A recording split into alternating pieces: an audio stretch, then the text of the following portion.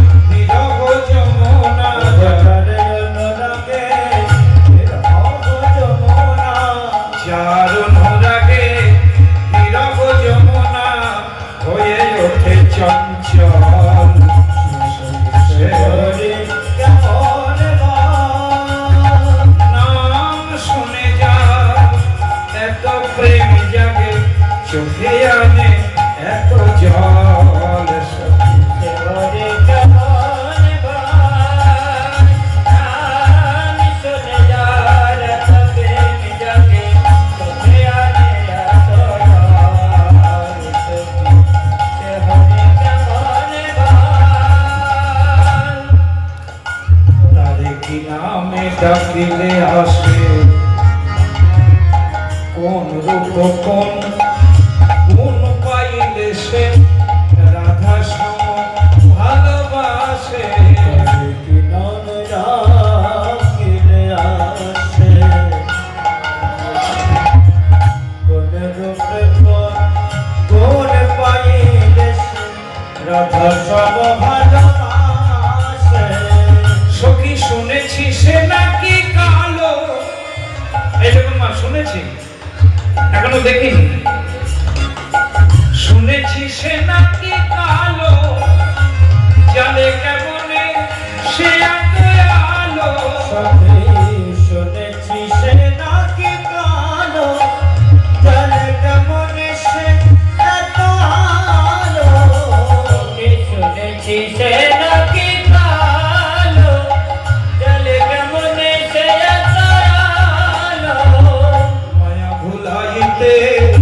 মায়া বিষে নাকি, মায়া ভুলাইতে মায়া বিষে নাকি, মায়া ভুলাইতে মায়া বিষে নাকি, করে গো মায়ার ছল, সে করে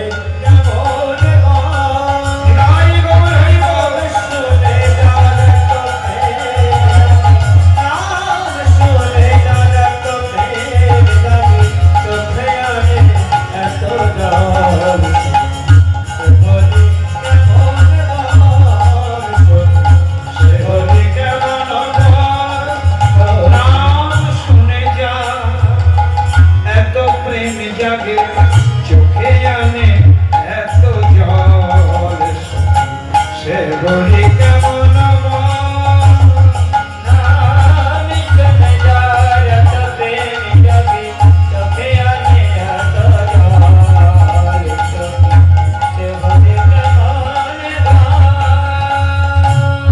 একে বলছে শ্রবণ পূর্বরা। ওমা কৃষ্ণ নাম শুনেছেন কিন্তু কৃষ্ণকে দেখেনি, নাম শুনে তাকে ভালোবেসে ফেলেছেন এবং তাকে দেখবার লালসা জন্মেছে, এর নাম হলো শ্রবণ পূর্বরা। হ্যাঁ, দেখি শুনিয়া দেখিনু, শুনিয়া দেখিনু, দেখিয়া ভুলিনু, আমি ভুলিয়া প্রীতি কইন। এটা অনুরাগী বলছে। পূর্বরাগ হলো দেখিনি, শুনেছি।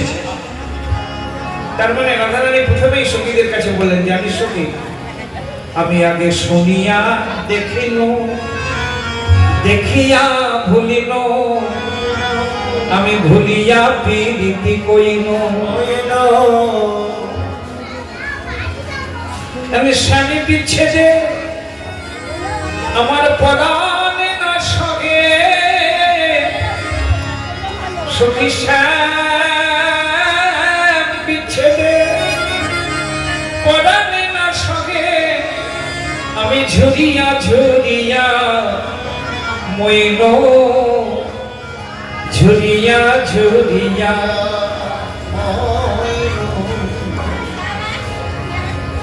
এইগুলো অনুরাগের কথা। আর পূর্বরাগ হলো কানে শুনেছি দেখি নাই। আচ্ছা, এই যে গানটা আমরা গাইলাম, এই গানের মধ্যে কিন্তু একটা প্রশ্ন নজরুল রেখে গিয়েছে। কবি নজরুল ওমা একটা প্রশ্ন কি জানেন? ওই যে তারে কি নামে ডাকিলে আসে। এই যে ভক্তিমতী মায়েদের একটা কথা বলি, আমা আপনারা তো জানেন, তবু আপনাদের বলছি। আচ্ছা, বলতে পারেন গোবিন্দের কতগুলো নাম গো মা? কৃষ্ণের কতগুলো নাম বলেন না? কতগুলো নাম? আরে ভুল হলে হবে, এখানে তো নাম্বার কাটা যাবে না। বলুন না, 108টা। বাহ, ধন্যবাদের বেটি, আপনি ঠিক বলেছেন, আপনি 108টা। আচ্ছা বেশ, ভালোই তো উত্তর দিলেন যে গোবিন্দের কতগুলো নাম, বলে 108টা। আচ্ছা বলুন তো 108টার মধ্যে কোন নামে ডাকলে গোবিন্দ আসবে? জিজ্ঞাসা কি আপনারা কেউ বলতে পারবেন কোন নামে গোবিন্দকে ডাকলে আসবে? এই যে 108টা নাম, আপনারা পারবেন না? না, আমিও পারবো না। আপনারা পারবেন না, আমিও পারবো না। কারণ কবি নজরুল এই প্রশ্নটা করে গিয়েছেন, তারে কি নামে ডাকিলে আসে। তবে নজরুলের এই প্রশ্নের উত্তর কিন্তু মহাভারতে দেয়া আছে। বলবো মহাভারতের কথাটা বলি। এই যে কবি নজরুল বলেন কি নামে ডাকিলে আসে, মহাভারতে যেদিন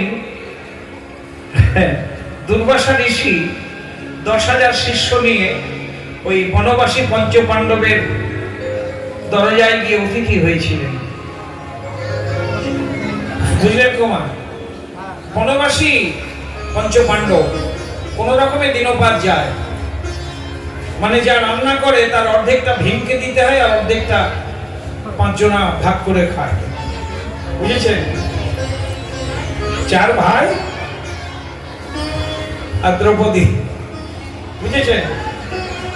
এখন ব্যাপার হলো কি, কোনো মতে দিন যাচ্ছে ওদের, এর মধ্যে 10,000 শিষ্য নিয়ে দুর্বাসা ঋষি গিয়ে অতিথি হয়েছেন। তাহলে অতিথি সৎকার করতে হবে তো, তাদের সেবার আয়োজন করতে হবে। এবারে এমন সময় গিয়েছেন যে তখন আর কোনো উপায় নাই। কেন জানেন? খুব ভালো করে শুনবেন কথাটা। ওমা, দেবী অন্নপূর্ণার বর ছিল দ্রৌপদীর উপরে। কি বর ছিল জানেন? না, বলেছিল যে তোর হাঁড়ির অন্ন কোনোদিন শেষ হবে না যতক্ষণ পর্যন্ত দ্রৌপদী তুমি নিজে স্বয়ং না খাবে। তুমি সেবার আগে যদি 100 সহস্র লোক আসে, তোমার হাঁড়ির অন্ন শেষ হবে না। এটা মা অন্নপূর্ণা দেবীর বর দিয়েছিলেন। এটা অন্নপূর্ণা দেবীর বর। আর স্বয়ং সূর্যদেব দ্রৌপদীকে বর দিয়েছিলেন, বলে আমি যতক্ষণ আকাশে থাকবো ততক্ষণ তোমার শুধু সহস্র নয়, লাখো লাখো কোটি কোটি তোমার যদি কেউ অতিথি হয়, তোমার হাঁড়ির অন্ন শেষ হবে না। কিন্তু সূর্য বলছে আমি ডুবে গেলে এই আর হবে না। আর অন্নপূর্ণা বর দিয়েছিল যে দ্রৌপদী তুমি যতক্ষণ না খাবে, তোমার খাওয়ার আগে যতই অতিথি আসুক না কেন, তোমার হাঁড়ির অন্ন শেষ হবে না। কিন্তু জানেন এই দুর্বাসা ঋষি গিয়েছিল কখন? একবারে ঘোর সন্ধেবেলা, তখন বেলা ডুবে গিয়েছে, মানে মানুষ যখন শাঁখ বাজায়, সন্ধ্যা আরতি দেয়, ঠিক সেই সময় গিয়েছে। মজার ব্যাপার কি জানেন?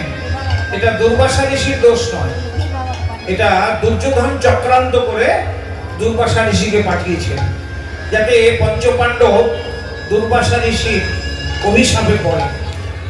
কারণ এই সময় গেলে তারা অতিথি সৎকার করতে পারবে না, তাদের সেবা দিতে পারবে না, আর দিতে না পারলেই তো দুর্বাসা, রে বাবা, যে ক্রোধী মুনি যে অভিশাপ দেবে তাই হবে, অব্যর্থ।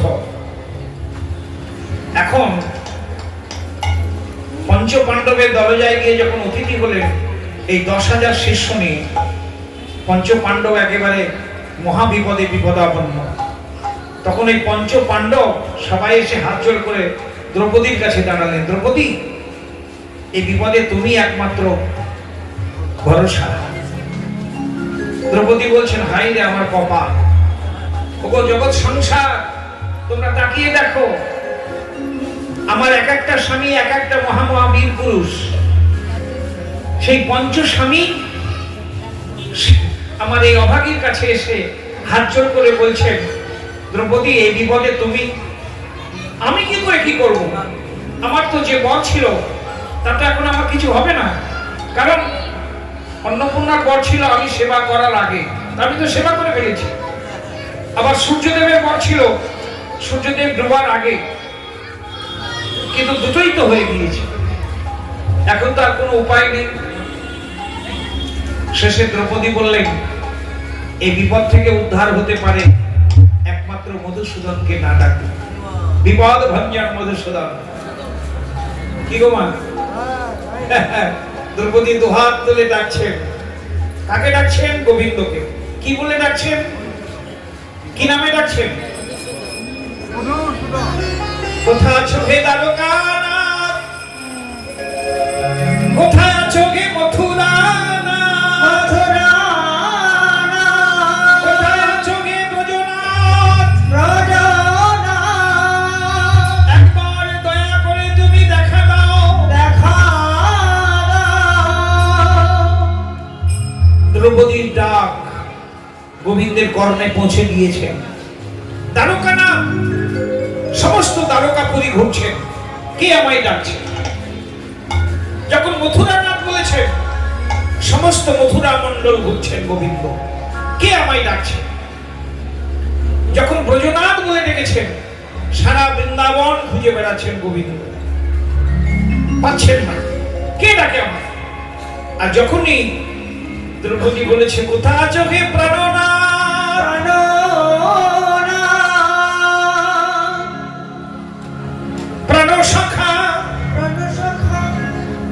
তখনই গোবিন্দ এসে দ্রৌপদীর সম্মুখে দাঁড়িয়েছেন, একবারে ক্লান্ত শ্রান্ত।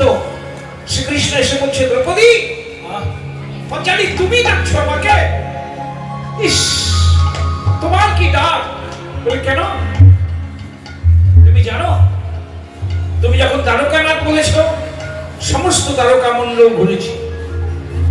তুমি যখন মথুরানাথ বলেছো, সমস্ত মথুরা মণ্ডল ঘুরেছি।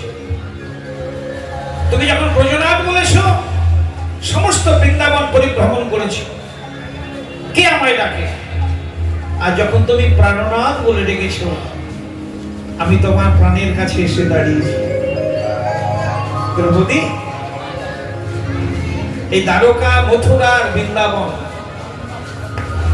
এমন ঘুরতে ঘুরতে আমি ক্লান্ত, শুধু ক্লান্ত নয় দ্রৌপদী, সত্যি কথা বলতে কি, আমি খুব ক্ষুধার্ত, বড্ড খিদে পেয়েছে। দ্রৌপদী, যদি কিছু খাবার থাকে দাও না, বড্ড খিদে পেয়েছে। দ্রৌপদী দু চোখ দিয়ে জল গড়ে পড়ছে, বলছে, মধুসূদন, অন্তর্যামী, তুমি সব জানো, যে বিপদের কারণে আমি তোমায় ডেকেছি, সেই বিপদের কথাই তুমি বলছো কেন? কিছু কি নেই? দেখো না, রন্ধনশালাতে গিয়ে যা আছে তাই দাও। কিছু নেই গোবিন্দ, কি আছে কি দেবো তোমায়? দেখো না, রন্ধনশালাতে গিয়ে দেখে হাঁড়ির কোনায় একটি শাকের কোনা আর অন্যের কোনা লেগে আছে। বলে ওইটুকুই দাও। ক্ষুধার্ত মানুষের আগে ওই শাকের কোনা আর অন্যের কোনা।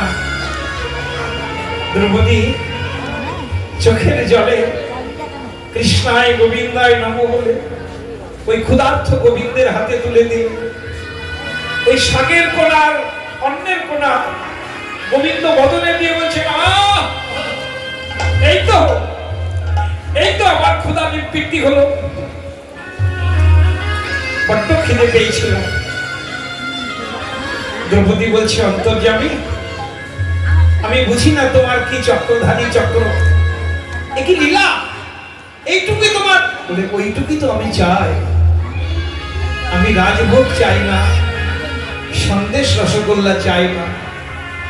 দ্রৌপদী, সে যত সামান্যই হোক, ও যে তোমার প্রেম ভক্তি মাখানো, সেই অন্নেই আমার উদর পরিপূর্ণ হয়ে গিয়েছে। হ্যাঁ গো মা, খুব ভালো করে শুনবেন। গোবিন্দ ভক্তের কাছে রাজভোগ চায় না, সন্দেশ রসগোল্লা পান্তুয়া চায় না। যা চায় তা অতি সামান্য। কি চায়? শ্রীমদ্ ভাগবত বলছেন, তুলসী পত্র ন জলস্য লোকে নবা। একটা তুলসী পত্র, এক গণ্ডূষ জল, তার সঙ্গে যদি কেউ এক ফোঁটা চোখের জল মিশিয়ে কৃষ্ণায় গোবিন্দায় নমঃ বলে তার চরণে নিবেদন করেন, গোবিন্দ বলছে ওই এক গণ্ডূষ জল আর একটা তুলসীর বিনিময়ে সেই ভক্তের দরজায় আমি জন্মের মতো বিক্রয় হয়ে যাই।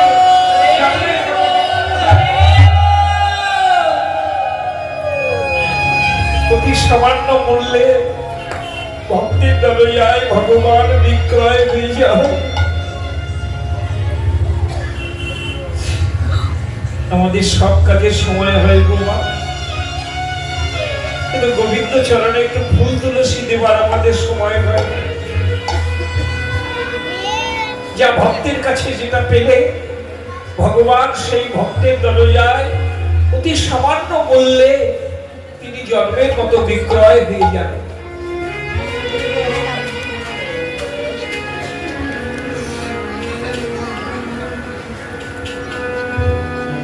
এবার বলো দ্রৌপদী, আমায় ডেকেছো কেন তুমি? দ্রৌপদী বলছেন, অন্তর্যামী, তুমি সব জানো, তবুও শুনতে চাইছো।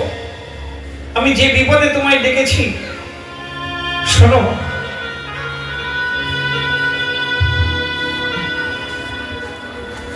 দুর্বাসা ঋষি 10,000 শিষ্য নিয়ে আমাদের অতিথি হয়েছে। আমাদের ঘরে তো এক মুষ্টি তণ্ডলও নেই যা দিয়ে আমি তাদের সেবা করতে পারি।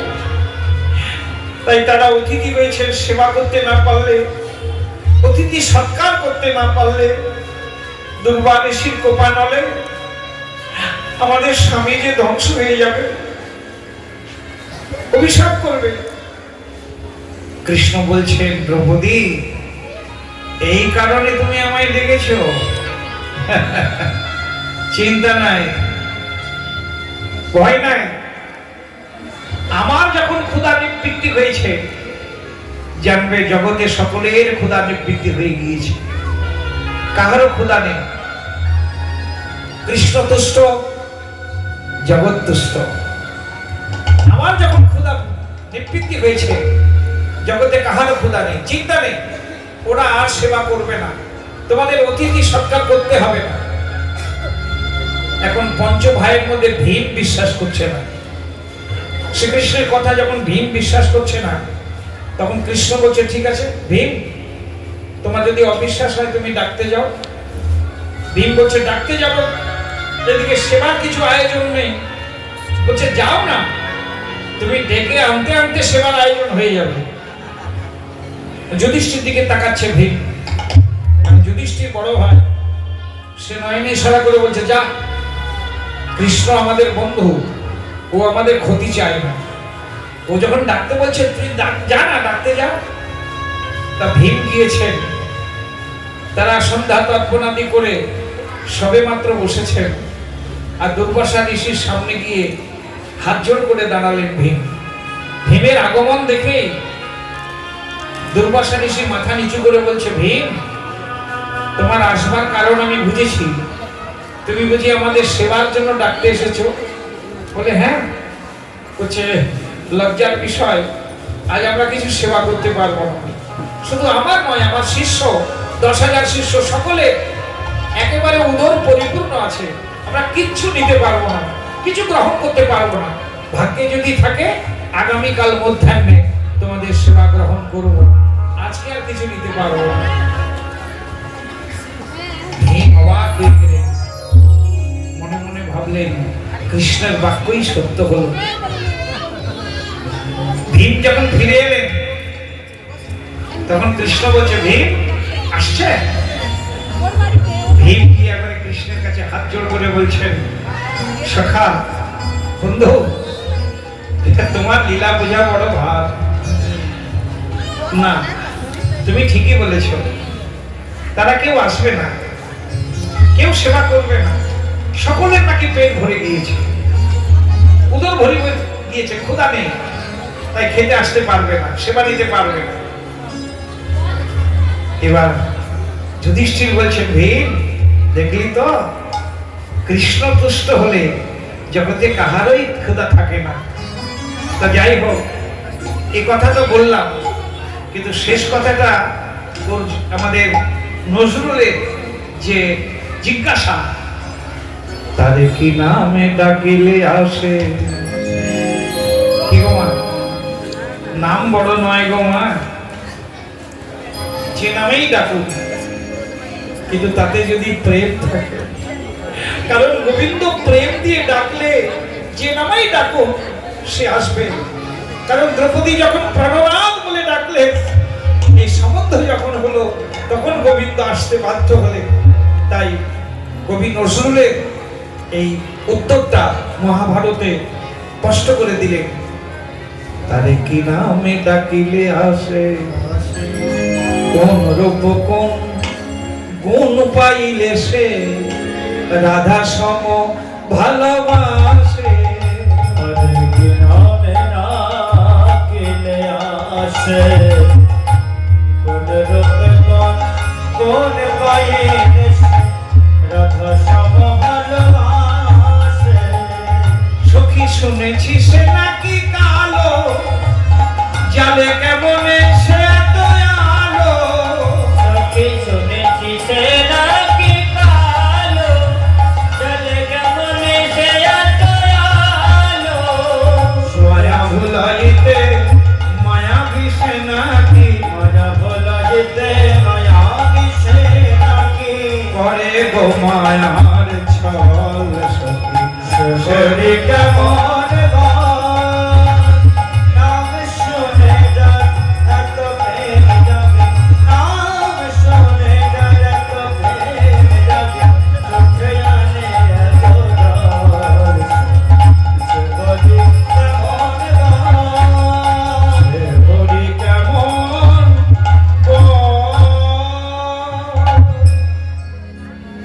আজকে আমরা সেই পূর্বরাগের কথা শুনবো।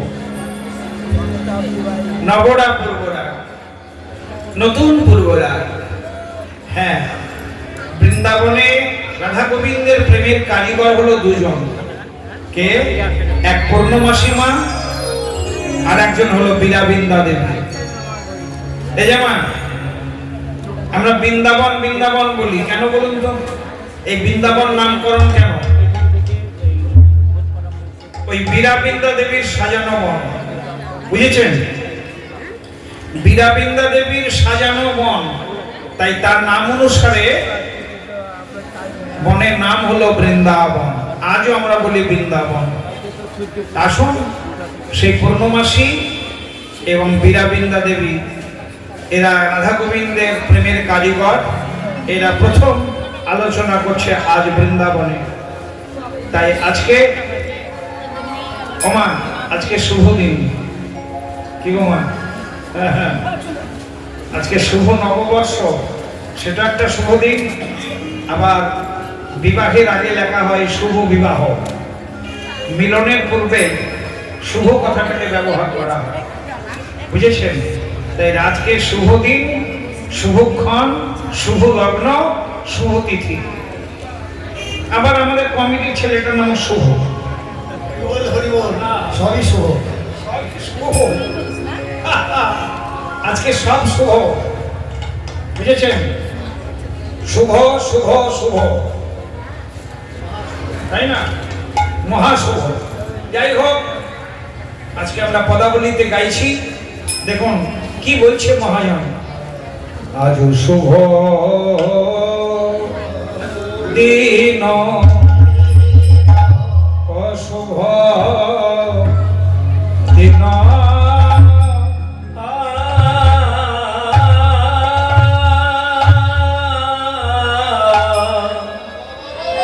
পূর্ণমাসী সঙ্গে পূর্ণমাসী সঙ্গে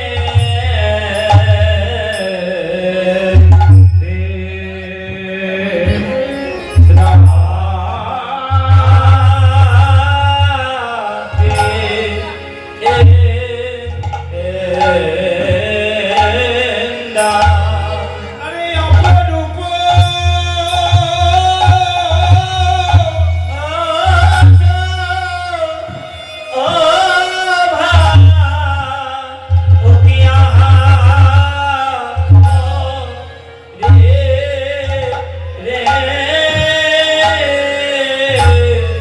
দেবা শোভা দেখে, শোভা দেখে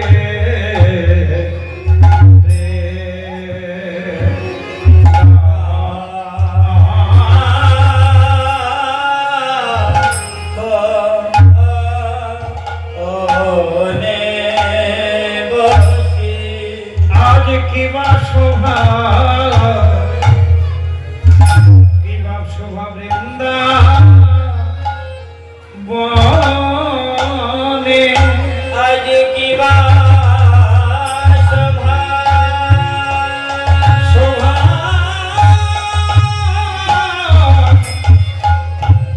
আজ কিবা শোভা সভা বৃন্দাবনে আজ কিবা শোভা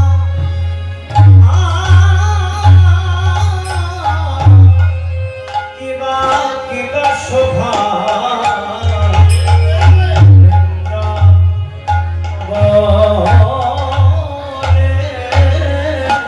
শোভার বলে হারি যায়,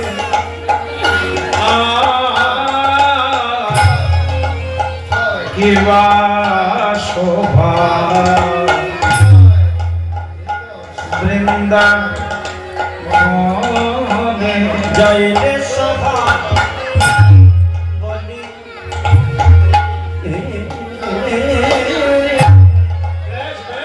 বলি হাবি জয় কিবা শোভা বৃন্দাবন আজ কিবা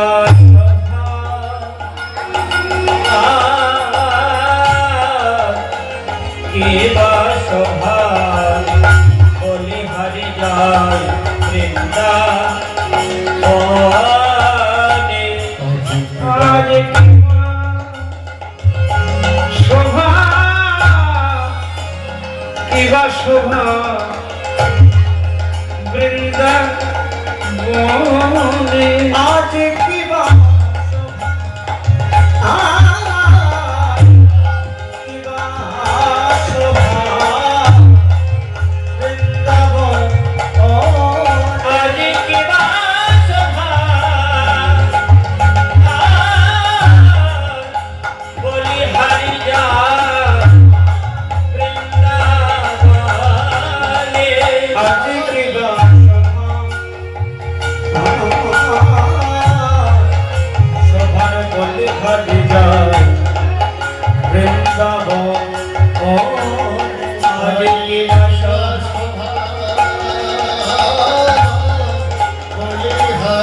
যায়